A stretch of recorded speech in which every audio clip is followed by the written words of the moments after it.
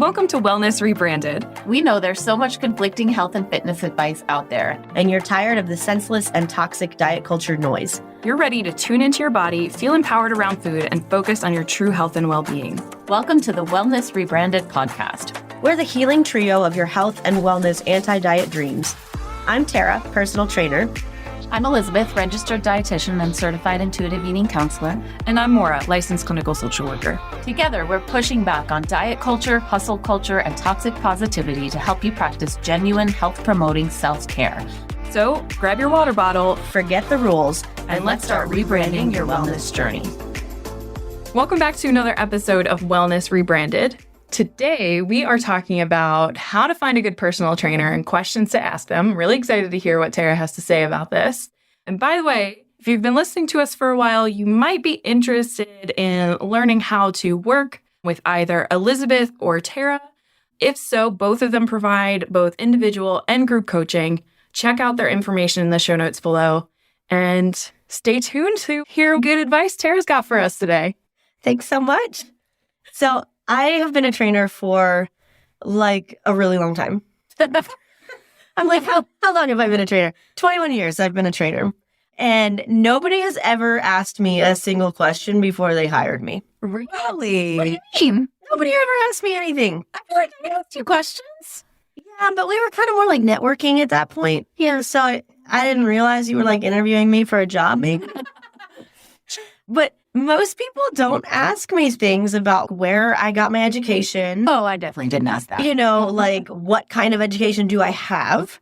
Am I just like this fun chick that wears a shirt that says personal trainer on it? So good enough? Yeah. Because that's kind of like what it seems like. So there are really great trainers in the world. There are also people who are brand new and maybe don't know all the things yet. And then there are people that are horrible. Definitely. Is personal trainer a regulated term? No. Personal trainer is question. not a regulated term. So basically anybody can be like, I'm a personal trainer. Mm-hmm. There are Just like also nutritionist. Yes, it's exactly like that. So there's also a ton of certifications that you can just buy on the internet. Oh, yeah. Like you don't even have to take a test. They just pay your $50. They send you a certificate. Really? Yeah, with some fancy sounding like Wow. International Certified Board of Excellent Workouters. Like it's silly like that. It sounds okay. But if you dig into it, you're like, what? Workouters. That's the official name. So I really think that people aren't doing due diligence when they hire a trainer. And I think that we should really change that because frequently the really good trainers and the brand new ones are like charging the same prices. So you can't even go by like, oh, this guy's really expensive. He must be good. Or, oh, so is this guy. So he must also be good. So I think there's some questions that we should probably be asking your personal trainer before you hire them, just to make sure that you're getting what you think you're getting, right? A lot of people come into the personal training industry just because they love fitness, they love working out, and they want to help others work out too. Nothing wrong with that. But unless they have some knowledge behind that wasn't just gained on them, because as much as we love anecdotal evidence, we also like real evidence. Yes. So a case study of one is not usually the way to go. So really good question to ask is, who are you certified with? That implies that they are certified. And they might tell you like, oh, I'm certified with the International Board of Great Workouters, or whatever. And that probably won't mean anything to you. I was going to say, so you have to tell us, what do we want to hear in answer to that question? So there are like so many fitness certifications, and most of them are fine. There's a couple really good ones. So the gold standard in personal training is the American College of Sports Medicine, ACSM. They are like made for the everyday human. So if you're an athlete or you've got really complex like injuries or medical issues, they don't really cover that kind of thing. But for like the vast majority of humans, ACSM is going to be awesome. My personal favorite and who I'm certified with is the National Strength and Conditioning Association. They are very much more geared towards athletes. That's kind of like a nod to my former life as a strength coach. But a lot of that info has really helped me in my career as a personal trainer. The big difference is that certification is geared towards groups, like teams, whereas most of what I do now is one-on-one or small group. Right, but the knowledge is still really good, really important. The test is super hard. It has like a 70% failure rate. So if somebody's certified as like a CSCS by the NSCA, I know there's a lot of acronyms. Hearing a lot of letters. Probably they're going to know what they're doing. Good to know. Another really like widely accepted one is ACE, American Council on Exercise. I can be honest, I don't love ACE that much. If your trainer is certified with ACE, I don't sweat it, right? It's still good. But what ACE does is they just basically take everything from ACSM and write it in their book and put their brand on it and sell the same thing. So it's not that it's bad knowledge. It's just kind of like not my favorite fitness certification company. I can see that. That makes sense. You know, so definitely ask them who they're certified with. There's a lot of other decent ones too. And if you have questions like, oh my gosh, I talked to this trainer and they said they were certified with this and I don't even know what that is, shoot me an email. My email's in the show notes. I will be happy to tell you, yeah, that's a good one. Go for it. Or I don't know about that. Look elsewhere. But making sure they're certified is really important. Another good question is, how long have you been training people? It's not a deal breaker if you're like their very first client. But I will say from personal experience, I look back at some of the people I trained like 20 years ago and I'm like, oh, why did I do it like that? To be fair, those were really challenging clients that I probably had absolutely no business with training. My very first client was in a motorcycle accident and he was paralyzed from the waist down. Like, I had no idea how to deal with that. And my very second client was also in a motorcycle accident. Oh, wow. Which taught me at a very young age, I don't want to ride motorcycles. Yeah, right. And he was physically fine, but mentally there was issues. Yeah. Also, someone that at that time I didn't have any business training. This reminds me of my experience as an intern, as a therapist. And I think this is actually a common experience for like any kind of counseling or therapy interns. Often we're in a placement that's like a community mental health clinic, and they often have a lot of socioeconomic needs and also a lot of high acuity, a lot of trauma. So it's like really hard cases right from the get-go. And I'm like, I don't know what I'm doing. Deer in headlights. I actually do think that makes us a better professional, but it's not about us. Right. You know, it's about the client paying for the service. So there should be more of a way for us to get that experience while still delivering great service. But in the fitness industry, that doesn't quite exist yet. Yeah. We are making strides towards that. There's a lot of internships and fellowships and things like that that are kind of coming up for new coaches, which is awesome. Another question you could ask. Yeah, totally. Yeah. Another question is, what do you specialize in? They may not specialize in anything. If you were to ask me what I specialize in, I would probably panic a little bit because I've been specialized in so many different things over the years that at this point I just kind of like do everybody. Which is not ideal. From like a business standpoint, I really feel like if you have an issue, you want someone whose specialty is that. Yeah. But it definitely asks that question. It's not a deal breaker if they say they specialize in something that's not you, but it's good to know. Yeah. Are you in the ballpark? This is reminding me a lot. I'll have to do an episode similar on like how to find a good therapist. I was literally thinking that as we were talking, and I hope you were going to do one on how to find a good therapist. I will definitely do one on this because it's similar. Like there's a lot of therapists have specialties. Like I specialize in anxiety and OCD, but I have clients that aren't anxiety and OCD. Totally. Not every therapist will do that. Some will only see their specialty. I couldn't do that. I need a little variety. Yes, I enjoy the variety too. Like I worked exclusively with athletes for like decades, and that was fun at first, but then it's kind of like, oh, you guys are all dealing with the same issues. Right? You're all dealing with the same issues and kind of chatting about the same things. So it's much more interesting for me to have like, oh, someone who's trying to conceive, someone who's pregnant, someone who's in menopause, someone who's an athlete, someone who's like trying to pretend like he's an athlete. Same, actually. My specialty is definitely intuitive eating, but I for sure have clients who are already intuitive eaters, right? They need a different kind of nutrition support, and it's always enjoyable to do that. Yeah. It's something a little... Variety's fun. Yeah. So don't like tie yourself to the specialty, but ask what it is. If they can't give you a good answer on that, even if the answer is, I don't really have a good answer, then that's a red flag. Yeah. Another really good question is, what's their training philosophy or training style? If you're the kind of person who needs to be yelled at like Jillian Michaels, and you have a trainer like me who never yells ever, this is not a good match. Yeah. If you shy away from someone who's going to be like a tough love type person, and you can tell this person across from you is pure tough love, rethink what you're doing here. I think a lot of clients forget that like you're the boss. You're in charge. We as trainers work for you. So if this isn't a good match, you don't have to continue this relationship any further than the interview. Tara does start off every one of my training sessions saying, what do you want to do today? I'm always like, you can pick. Yeah. I always ask, what do you want to do?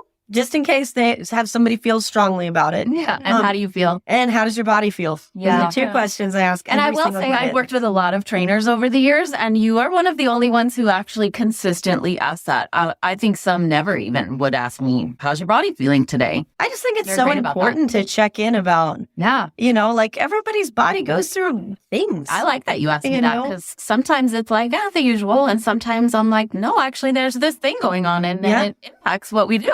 I also think it's important. This isn't really a thing you could ask your trainer, but it's important that they can roll with the punches. Yeah. Like, oh no, your knee hurts. Dang it. I had a hell of a leg day planned for you. Yeah. Like if you're a new trainer or someone who's like really by the book, that's going to be really hard for them to go, no worries. We've got this awesome upper body arm circuit that's going to be badass. Yeah. You know? Yeah. So I think it's important to know that your trainer has your best interest at heart and that they'll roll with what you need rather than what they want. A lot of us trainers are big science geeks. So we really like the periodization and we're going to do this. Then we're going to add weight on this day. And then we're going to switch the exercise out here and have this whole big plan. And I admit I am like that on the inside and I don't do that with my clients because everything comes up. Yeah. I used to plan this whole big thing. Like we're going to do these 8 weeks like this. And like inevitably somebody would get sick for 2 weeks and then they'd come back. We'd have a really great workout and then their knee would be hurting because they did something in the garden. Like life happens to people. Yeah. That's not about you, Elizabeth. Don't give me those eyes. No, I wasn't giving you eyes. I was just really intently listening. Like I would love to say, and that is the difference between athletes and like regular humans. Athletes, you have this plan and you follow the plan, right? Because their goal is at the end and it's coming on this day, whether you're ready or not. Yeah. Regular humans, like we have life. I'm thinking of this phrase, which I've probably forgotten over the years, but it's like the best treatment plan is the one that works. Yeah. Yes. It doesn't matter how like perfectly you've planned things out. If it doesn't work for the client, we need to adapt it. Agreed. Yeah. It's also the same as like the best exercise for you is the one you'll do. Yeah. Right. Absolutely. Yeah. So I do think it's important that you kind of like ask your trainer, your potential trainer, like, what's your training style? Is this going to work for me? Another really good question is, do you have referrals from clients? Like, do you have any testimonials? Because there's somebody I can talk to. Yeah. I could ask any one of my clients to be like, hey, can you write me a quick testimonial? I have a potential new client that wants to make sure I'm not a creeper. And every single one of my clients would be like, sure. What do you want me to say? Should I just call him? Yeah. Like people want to help you. Yeah. Especially if they're training with you, they probably like you, right? Or if you as the client are training with them, you probably like them. So asking for like a referral or testimonial from someone is not crazy. And if you're on the fence, that would be a good thing to do. Sometimes you'll just sit down in front of a trainer and you'll just know, I'm in. Yeah. This person knows what I want. Personality driven. Yes, that's what the You're biggest be thing spending is. a lot of time with that person. You're spending so much time with this person. So like the biggest question to ask yourself is, do we vibe? Yeah. Are we on the same page with this? That is the most important thing. So what I was actually thinking when you thought I was making faces at you was like, these are all awesome questions to ask your potential trainer, right? But I actually think there's some important questions your trainer should be asking you before you make your decision. Totally. Yeah. So any trainer that's worth their salt is going to do like a free evaluation. Maybe not free, but most people do free evaluations because the trainer doesn't want to be stuck with a creeper client any more than you want a creeper trainer. It's your word of the day, Sarah. I imagine in addition to that, they probably don't want to be getting in over their head. Like, Yeah. We need like to having know a what we're motorcycle dealing with here. accident. At the gym that I used to be at with the motorcycle guys, like they were kind of just like, you'll be fine. Right now I know that was probably not my best work experience because I really should have had someone with more experience deal with those clients. But any trainer is going to take you into an evaluation. They're going to talk about all your health history, any injuries, limitations, any surgeries that you've had recently. They're going to talk to you about your goals, why you're here, how we can help. Yeah. Oftentimes I'll ask about previous experience. What do you love? What do you hate? We don't want to make this workout for you and then come to find out, oh my God, you hate all the things. So we try to find out preferences and anything else in life that might be applicable to your workout. So if I find out that you're like working construction or something and you're not the guy holding the stop sign, I'm going to change my workout based on that. Mm-hmm. But if I find out that you like sit on a couch all day, that also matters. Mm-hmm. I'm thinking of that conversation that the three of us had before we started doing this podcast, which was like, okay, what do I need to know about you? And in terms of like your working style and where, like, how are you maybe going to mess this up? And how am I maybe going to mess it up? Yeah. And like, let's understand each other. I feel like as a trainer, you probably want to know something similar about your clients, which is like, what's your MO kind of? Like, are you all in? Are you someone who's going to... It's kind of a hard conversation, too. Like, how do you need me to be there to support you? Yes. Right? Based on what you know about yourself. Kind of the hard part about this conversation from the trainer's perspective is you're like trying to sell this person training. Well, sure. Yeah. We never talk about it like that. Like I never consider myself a salesperson, but you can be like the best trainer ever. And if nobody buys training from you, it doesn't matter. You're going to starve, you know? So at the same time, you're kind of like painting this picture of how you interact with clients so that they buy training from you and make sure it's a good fit. I'm at the point in my career where if I know somebody's a bad fit, I'm just like, let me introduce you to my colleague. Yeah. This person is going to vibe with you way better than I ever could. Yeah. You know, and I just pass people along, but I'm very like abundance mindset kind of person, like we've talked about before, where when you're a brand new trainer starting out, you're kind of like, oh my God, I need to train everyone, you know? Sure. So as a client, you kind of want to watch and just make sure that your trainer is like a decent human being. You know, make sure they're not like pushing a ton of supplements and diet culture on you, you know, which can be hard to find someone who's not in that. But for sure, you know, make sure you ask those questions like, hey, what's your take on fat loss? You know, we do a lot of like testing and measurement as trainers, and some of it's really helpful to us as trainers, even if we don't want our clients to see it. A good example of this would be like, how much muscle do you have? Right? A good way to tell if our weight training program is working is measure their muscle mass. Unfortunately, we can't really do that without a scale. So for like most of my clients that care about that, which isn't that many, but for the ones that do, I don't even show them their results. I like look at the muscle and then like throw it in the trash. Just so I know like, oh good, what we're doing is working. Excellent. The people that are not worried about any sort of like weight training strength gains, we don't even measure it at all. But many trainers will. They'll pull out the tape measure and measure all your... and if you're someone who's trying to get out of diet culture, right? That's probably not the best type of trainer. Not a great fit. I also think trainers are really receptive to like, hey, I don't want to be measured. I'm trying to get out of diet culture. I'm here to move my body in a healthy way and not worry about all this mess. Like most trainers are going to be like, oof, that's different. Okay. Yeah. That sounds like an important thing to talk about in that first conversation too, to see like how they respond to that. Like, if they are someone who's like, no. Right. Yeah, for sure. Some trainers are not gonna agree with that. Totally. Right? There's like a whole bodybuilding specialty certification that is out right now. So, you know. Those are awesome. Thank you. Good things to ask, you know. You want to know who you're committing to here. Yeah.